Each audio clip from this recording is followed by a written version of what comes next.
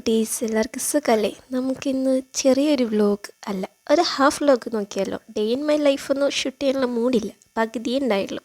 രാവിലെ തന്നെ ബെഡും കാര്യങ്ങളും കൊട്ടിയടിച്ചിട്ട് വെറും വെയിറ്റിൽ, അതായത് ഇത്തിരി വെള്ളം അകത്തേക്ക് കുടിക്കുമ്പോഴേ ആ ഡേ ഒന്ന് ഫ്രഷ് ആയിട്ട് സ്റ്റാർട്ട് ചെയ്യുള്ളൂ. പിന്നെ നേരെ പോകുന്നത് ഇതേ ഇവരെ കാണാനാണ്. ഇവരെ കണ്ട് രണ്ട് വർത്താനമൊക്കെ പറഞ്ഞിട്ട് ആ ഡേ അങ്ങനെ സ്റ്റാർട്ട് ചെയ്തു. അപ്പം കണ്ടടാ ഒരുത്തരിങ്ങനെ നടന്നിട്ടുണ്ട്. ആരാടി നീ എന്ന് നോക്കുക. ഇൻവൻ ലൈഫ് ഷൂട്ട് ചെയ്യുന്നത് ഒരു പ്രത്യേക രസമൊക്കെ ഉണ്ട് കേട്ടോ. നേരം വെളുത്തി പുറത്തേക്കൊക്കെ ഇറങ്ങി കിളിയുടെ കൊച്ചേക്കാൻ പ്രത്യേക രസമൊക്കെ ഉണ്ട്.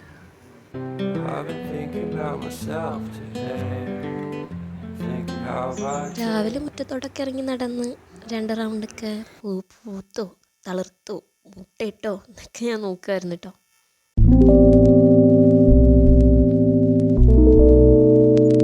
എനിക്ക് മുറ്റത്തോട്ടൊക്കെ ഇറങ്ങുമ്പോൾ ചെരുപ്പില്ലാതെ ഞാൻ നടക്കത്തുള്ളൂ. അതുകൊണ്ട് തന്നെ കാലിൽ പലതും കയറാറുണ്ട്. പക്ഷെ അങ്ങനെ നടക്കുമ്പോൾ ഒരു പ്രത്യേക സുഖമൊക്കെ ഉണ്ട് കേട്ടോ.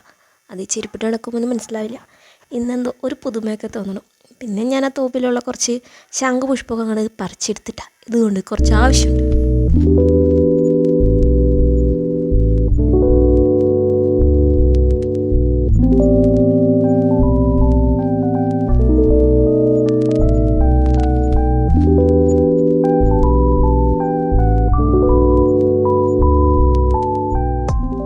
മോർണിംഗ് പരിപാടിയൊക്കെ കഴിഞ്ഞതിന് ശേഷം നമ്മൾ ഡയറക്റ്റ് പോകുന്നത് സ്കിൻ കെയർ ചെയ്യാനാണ് കേട്ടോ. ഇന്നത്തെ സ്കിൻ കെയറിലെ മെയിൻ എതിരാളികൾ ഇവർ രണ്ടുപേരുമാണ്. കടലപ്പൊടി, കുറച്ച് ഐസ് വാട്ടർ. ഈ കടലപ്പൊടി മുഖത്തിട്ടിട്ട് ഒരു 5 മിനിറ്റിന് ശേഷം ഞാൻ കഴുകിക്കഴിഞ്ഞിട്ട് നേരെ പോയിട്ട് തണുത്ത വെള്ളത്തിൽ കുറച്ചേരം ഡിപ്പ് ചെയ്ത് വെക്കും.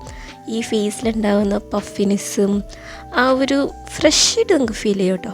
ഇത് ഈയിടെയായിട്ട് സ്റ്റാർട്ട് ചെയ്തതാണ്. ഗുഡാണ്, നല്ലതാണ്. മോർണിംഗ് ഉഷാറാക്കാനായിട്ട് കട്ടൻ കാപ്പിയോ കട്ടൻ ചായ കുടിയൊന്നുമില്ല. ഇപ്പം കുറച്ച് മാസങ്ങളായിട്ട് ഞാൻ ഈ കുടിക്കുന്നത് ഈ ഒരു ഹെൽത്തി ഡ്രിങ്കാണ് കേട്ടോ. ഇത് നമ്മുടെ ശംഖുപുഷ്പത്തിൻ്റെ വെള്ളമാണ്. ബട്ടർഫ്ലൈ പീ അതിൻ്റെ വെള്ളം. ഇത് ഈ ചൂടുവെള്ളത്തിൽ ഇങ്ങനെ ഇട്ട് വരുമ്പോൾ കുറച്ച് കഴിയുമ്പോൾ നല്ല നീല വെള്ളമായിട്ട് വരും. കാണുമ്പോൾ തന്നെ ഒരു പ്രത്യേക രസം കാണാൻ. ഇത് പേഴ്സണലി ഞാൻ യൂസ് ചെയ്യുന്നതിന് മെയിൻ റീസൺ എന്താണെന്ന് വെച്ചാൽ സ്കിൻ ഗുഡാവും എന്നൊക്കെ പറഞ്ഞുകൊണ്ടാണ്. പക്ഷേ എനിക്കിതിൽ നിന്ന് ഫീൽ ചെയ്തത് എൻ്റെ ഇറഗുലർ ആയിട്ടുള്ള പീരീഡ്സ് കറക്റ്റായിട്ട് വരുന്ന പോലത്തെ ഒരു ഫീൽ. ഇനി എനിക്ക് തോന്നണമെന്ന് എനിക്കറിയില്ല. ബട്ട് ഇത് കുടിക്കുമ്പോൾ എനിക്ക് പറഞ്ഞിട്ടുണ്ട്.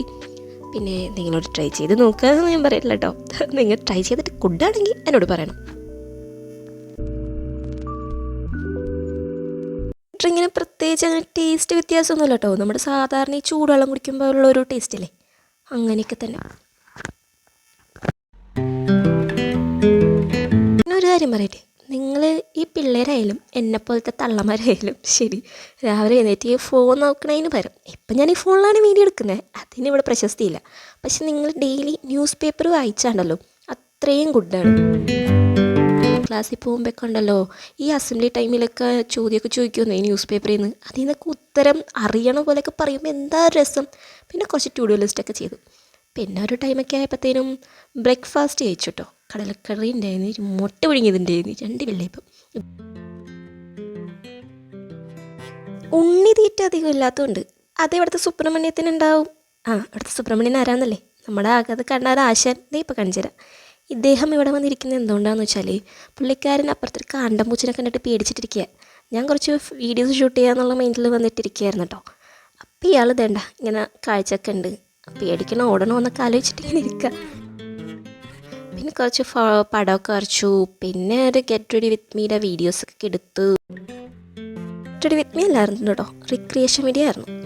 അപ്പോൾ ഇങ്ങനത്തെ വീഡിയോസൊക്കെ ഇഷ്ടപ്പെടുകയാണെങ്കിൽ നമ്മുടെ ചാനലൊന്ന് സബ്സ്ക്രൈബ് ചെയ്ത് ലൈക്ക് ചെയ്തൊന്ന് സപ്പോർട്ട് ചെയ്യണം കേട്ടോ. അപ്പോൾ ഇന്നത്തെ പരിപാടി ഇത്രേ ഉള്ളൂ. ഇങ്ങനത്തെ വീഡിയോ ഇഷ്ടമാണെങ്കിൽ ഒന്ന് കമൻറ്റ് ചെയ്തേക്കുക.